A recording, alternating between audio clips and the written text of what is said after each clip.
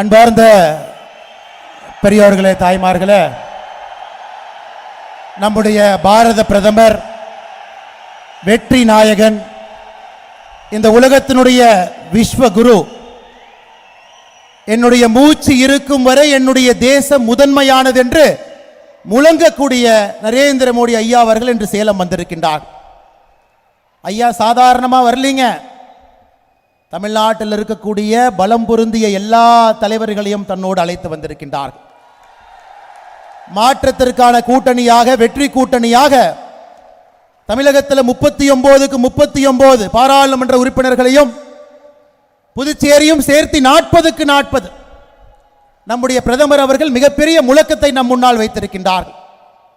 இந்த முறை 400க்கும் மேல், இந்த முறை 400க்கும் மேல், ஜூன் 4ஆம் தேதி 400க்கும் மேல், ஜூன் 4ஆம் தேதி 400க்கும் மேல். அன்பு சகோதர சகோதரிகளே, நான் இதை சொல்லும் பொழுது நீங்கள் அனைவரும் என்னோடு சேர்ந்து இதை சொல்ல வேண்டும் என்கின்ற அன்பான வேண்டுகோளை வைக்கின்றேன். இந்த முறை 400க்கும் மேல், இந்த முறை 400க்கும் மேல், ஜூன் 4ஆம் தேதி 400க்கும் மேல், ஜூன் 4ஆம் தேதி 400க்கும் மேல். 400 பாராளுமன்ற உறுப்பினர்களை தாண்டி நம்முடைய தேசிய ஜனநாயக கூட்டணி 3வது முறையாக தொடர்ந்து ஆட்சியிலே அமர்ந்து நம்முடைய பிரதமராக 3வது முறையாக இந்த ஏழை தாயினுடைய மகன்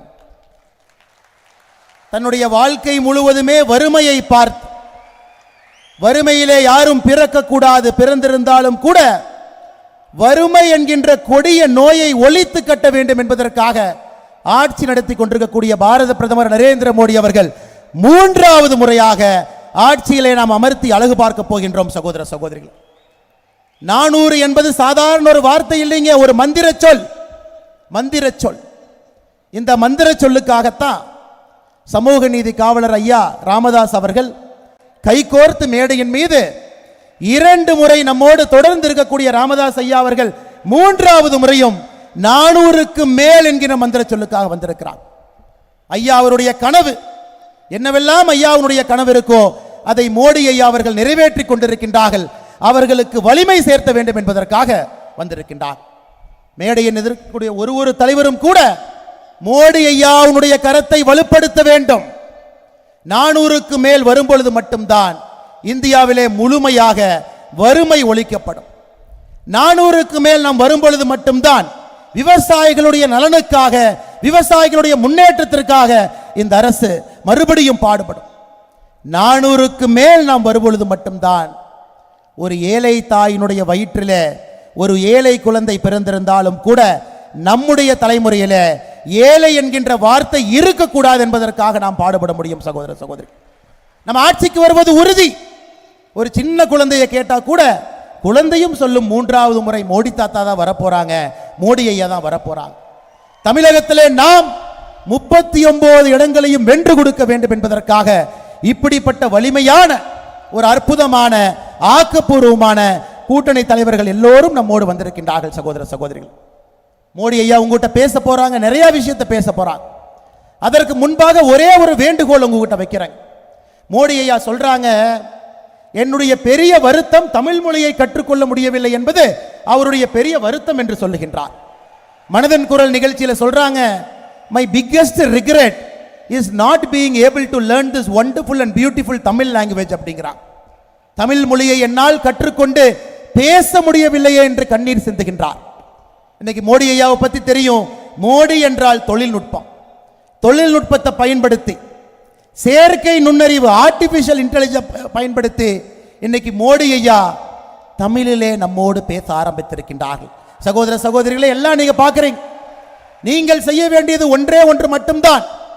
நமக்காக தமிழிலே பேசக்கூடிய மோடி ஐயாவை ட்விட்டரில், எக்ஸ் வலைதளத்தில் நமோ இன் தமிழ் அப்படிங்கிற ஐடியில் ஐயா பேசுகிறாங்க.